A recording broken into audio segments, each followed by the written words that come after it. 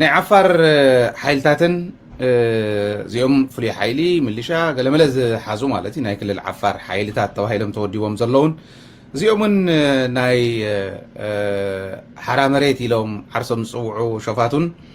ተኸታኺቶም ዝብል ካብ ዓፋር ዝረኸብናዮ መረዳእታ እዩ ገጢሞም ማለት እዩ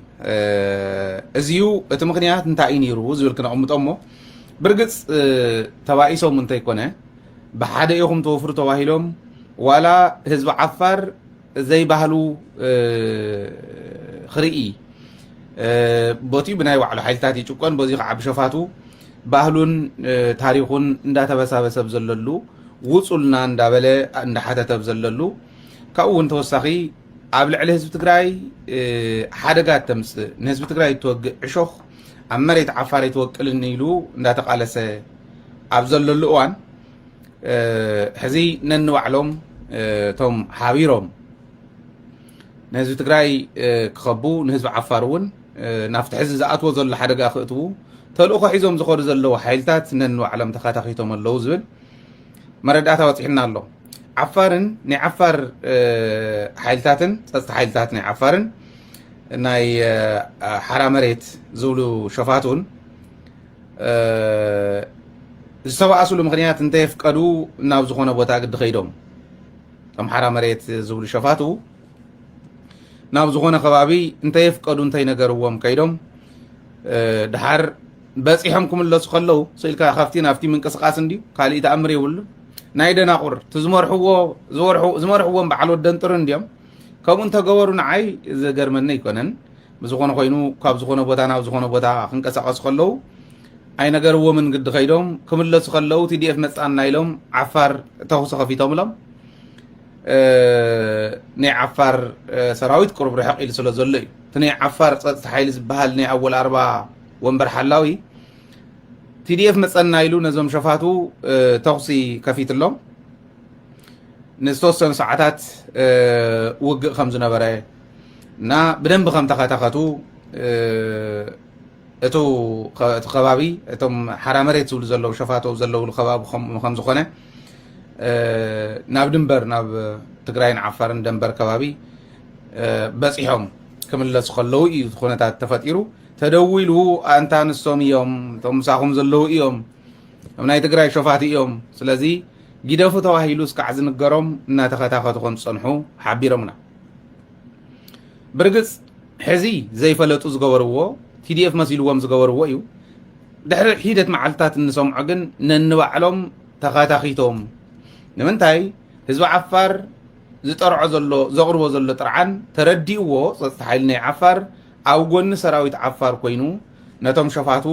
ወቂዕዎም ህዝቢ ትግራይን ህዝቢ ዓፋርን መፈለላይ ይከኣልን ንህዝቢ ትግራይን ህዝቢ ዓፋርን ክትፈላለዩ ኣብዚ ዘለኹም ትኽትከትን ፈረቓን ኢሉ ክኽትክቶም ከም ዝኽእል ኣይጠራጠርን ውግእ እንተተጀሚሩ ኣብ ትግራይ ክግበር እሱ ሽዑ ንሪኦ ኣነ ግን ውግእ እንተተገይሩ ኣዲስ ኣበባ እዩ ዝግበር እየ ዝብለካ እዚኣ ቆሪፆም ክወስዱ እዮም ሕዚ ኣዲስ ኣበባ ኢና ክንዋጋእ ይብሉ ወያነ ይኽእሉ እዮም ውግእ እንተተገይሩ ኣዲስ ኣበባ እዩ ክግበር ብርግፅ ሓንቲ እታ ውግእ ናብ ኣዲስ ኣበባ እውን እስካዕ ዝብፃሕ ዝፀንሑ ይኮኑ እቶም ሕዚ ዝነብሑ ዘለዎ ክላባት እታ ውግእ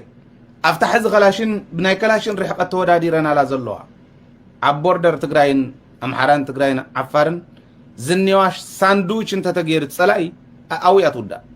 ተተወዲኣው ድሓር ከም ጉያኻ እዩ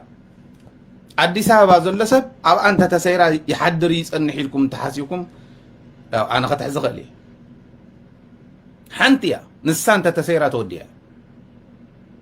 እዚኣ ከመይ ገሮም ዝሰብርዋ ከዓ እቲ ሓይሊ እቲ ናይ ሓባር ሓይሊ ጥሙር ሓይሊ ዝመፅእ ዘሎ ባዕሉ እውን ጥሙር ሓይሊ ከዓ ኣሎ በዚ ንሶም እዮም ዝፈልጥዎ ሓንቲ እያ ኣብኡ እንተተሰይሩ ድሕሪኡ ኣዲስ ኣበባ ጥቓ ዘሎ ኣብዪ ኣሕመድ ኣብኡ ክማረኽ ይኽእል እዩ ኣብ ኣዲስ ኣበባ ክማርኹ ይሕልፍዎ እዮም ዝብል እምነት እውን የብለይ ካሃድሙ ክምኩር እንድዮም ኣብ ኣዲስ ኣበባ ባዕሉ እዩ ክማረኽ ናይ ፅምዶ ሓያልነት ክንደይ ናይ ምዃኑ ብደንቢ ክሪኦ እዩ ማለት እየ እና እቲ ኩናት ቀጠናዊ ኮይኑ ይብል ቀጠናዊ ክኾኑ እኮ ይብሉ ነይሮም ከመይ ዝበሉ ብሉፃት ፖለቲከኛታት ምዃኖም እቶም ተጋሩ ትሪኢ ኣለኹ ማንም ተራጠቅ መለን ዝብል ሰብ ከአትወ እዩ አውዚ ዝተጀመረ ኣብ ትግራይ ዝጅመር ውግእ ኣብ ትግራይ ክውዳእ ኢሉ ዝሓስብ እንተኮይኑ ደንቆሮ ኢሉ ወሲዩ መስሉ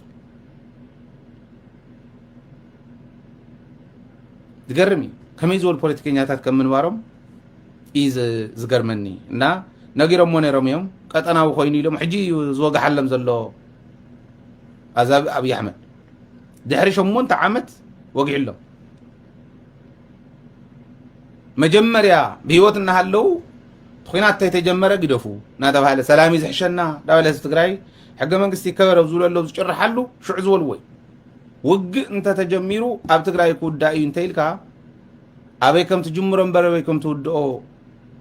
ከም ዘይፍለጥ እንተዘይተረዲእኻ መራሒ ኮንካን ግደፍ ኢሎም ኢልምንዎ ነይሮም ዲፕሎማትስ ናይ ትግራይ ሕዚ ቀጠናዊ ኮይኑ ይብለሉ ተሓታት ወያነ ኢኻ ወይ ዳዓን ተሓታት መን ምዃኑ ተግባር ክረጋገጽ ዓለሙን ክትሓተካ ሕዚ ናይ ረብሓ ጉዳይ ኮይኑ የማነ ጸጋም ከብልዋ ይኽእሉ እዮም ጽባሕ ንጎ ተሳዒርካ ክትሃድም ከለኻ ግን ክሕዙኻ እዮም ንሰኑ ኦፍኮርስ ሓይለ ይለቀካን ግን ኣይለቆኻን ንሳቶም እውን ክብል ደልየ